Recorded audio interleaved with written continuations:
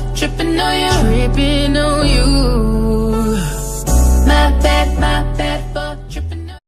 By Any Means Clothing is a proud sponsor of the 4th and Inches podcast, as well as the entire ZN3 Gang YouTube channel. We have many different sizes, different colors, and different styles to fit the whole family, from newborn all the way up to adults. It is getting cold out. The fall and winter are coming. You should get your hoodies, your t-shirts, and everything else at byanymeansclothing.com.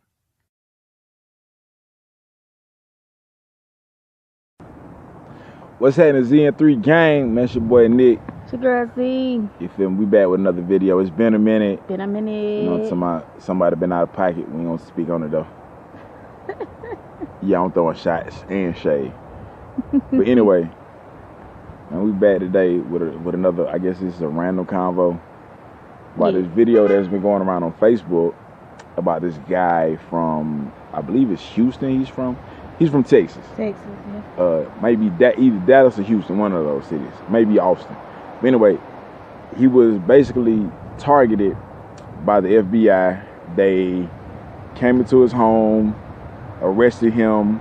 You know, they had him and his son at gunpoint. They arrested him, and they had him locked up for 6 months with little to no charges at all. And the way they were able to get away with this is under the new Terrorism Act or what have you. So they classified this guy as black identity extremist, which made him a terrorist in their eyes. How do you feel about that? He was considered a terrorist because of what? Exactly. Oh, okay. Black identity extremist is what they classified. Is it because he had a bunch of weapons? That's one of the reasons? He only had 2 weapons. There was only 2. Okay. Both of them were licensed and registered to him. Exactly. In his home. So, how, what I'm not understanding is how was he even, there's got to be something more than just that. You think so? For them to have classified him as that, I mean, there's plenty of people around here with guns that are, licensed to carry a gun. Okay, so a little bit of the backstory that was given. He is an activist. You know, he marches and protests for like the Black Panther. I mean, exactly like the Black Panther. If we're gonna be technical about it, everything like about a modern this man, era. Yeah, is basically like Huey Newton in 2017. Right. You know what I mean? Like, that's everything that was said was basically reminding me of that whole situation.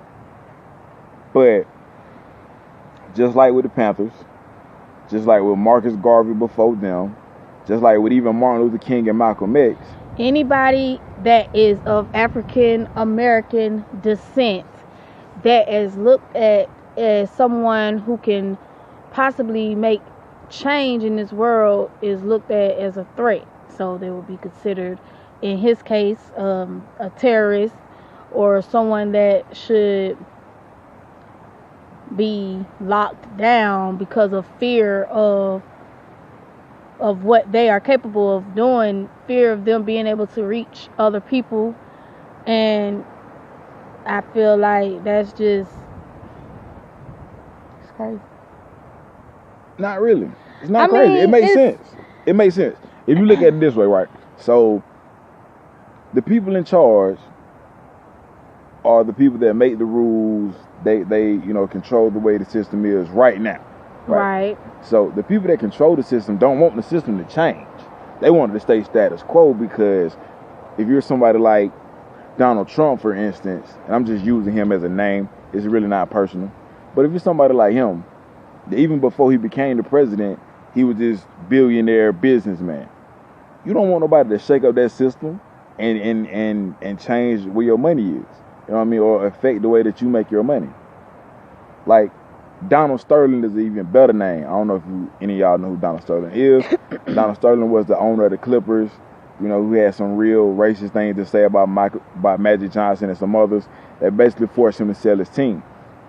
What they don't tell you is Donald Sterling has been that same person since the 60s, 70s, 80s, all the way back then.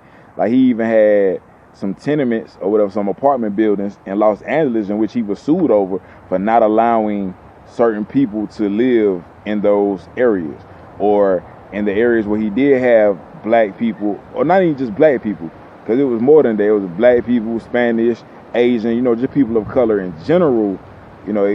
He basically treated them terribly. I'm gonna just leave it at that. You can do your own research, find out your own information. They go way more in depth. I'm telling you. The world we live in is based upon white supremacy, no matter how you look at it. And this is a fact. Like, no matter how you look at it, like, you can sit here and say we're racist for even bringing this up. I mean, it is what it is. I can only speak the facts. This world is really based around white supremacy. If the white people can't control what's going on, they will make a way to get their point across. Whether it's locking us up, and when I say us, I'm not just speaking on African Americans, all races. Like, whether it's locking us up, killing us, all of that, all of the above. I mean, even something just as simple as just harassment, like that too. Like with Martin Luther King, right? He was arrested several times for really no reason at all. Really little to nothing, right? But what did the most damage to him personally wasn't them arresting him.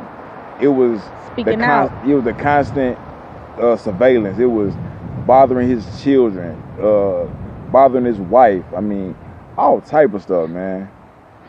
Like you have to really pay attention and really study history to understand why a lot of things happen the way they happen and why the things the way they are right now. Because they only tell you what they want you to know, far as in these history books goes. Man, you can throw the history book away, man. I'm dead serious. It's kind of like the Bible, like not trying to get religious on this or whatever, but it's like with the Bible, like I feel like it's a lot of stuff that was kept from the Bible, or I feel like it was some false things that was added to the Bible. I mean, interesting. It's just. You ever heard of the Book of Enoch?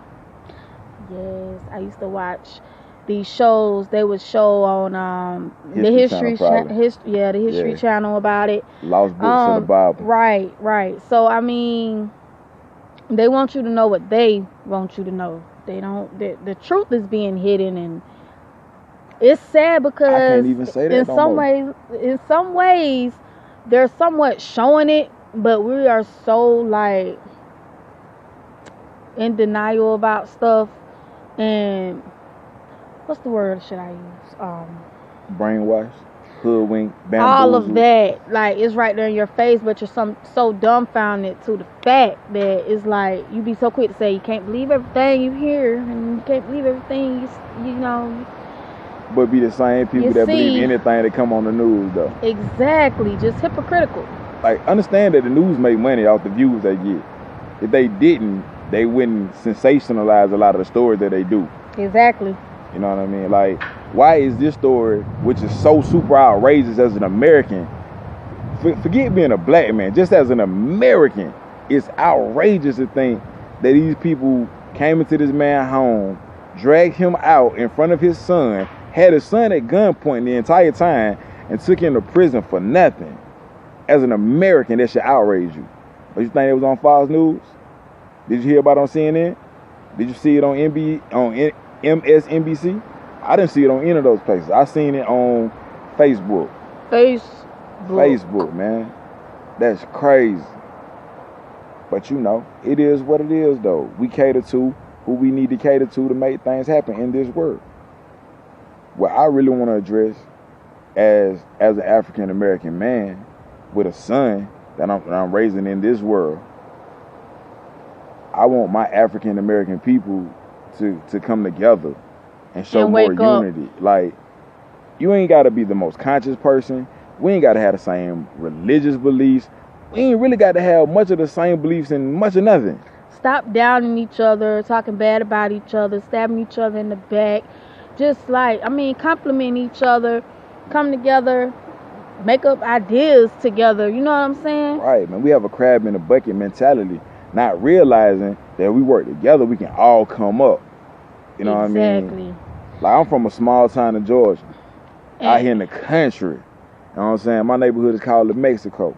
They call it that because of all the Mexicans that work out here, that live here. Man. And it's crazy how they can come together and have something. Have you take a lot. about 15, 20 of them that live in a house.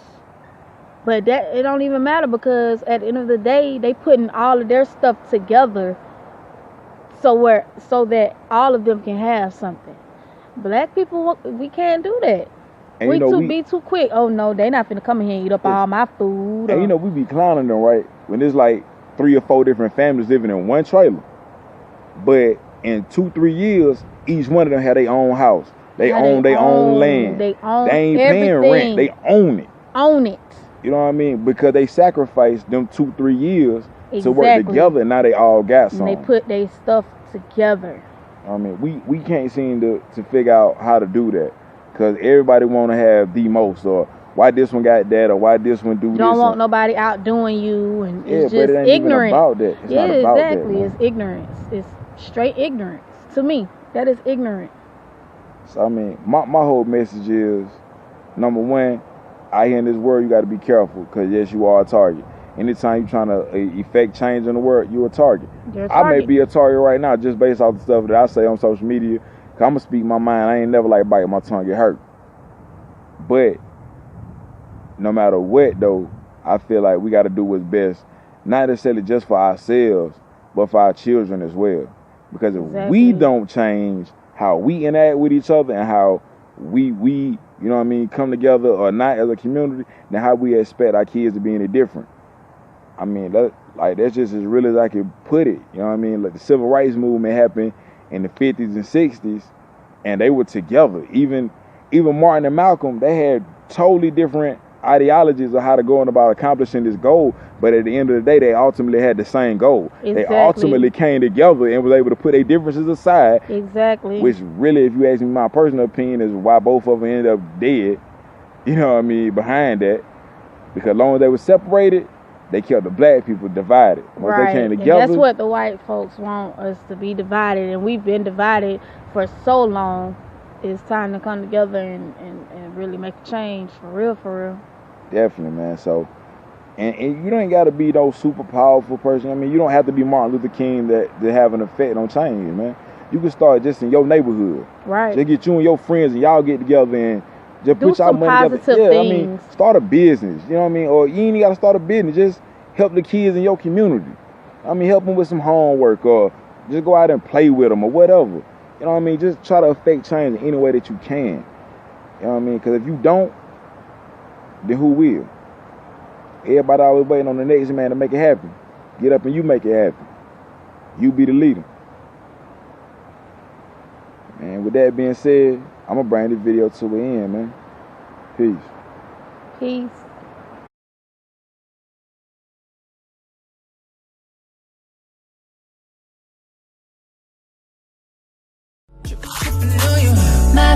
My bad for tripping on you. Tripping on you.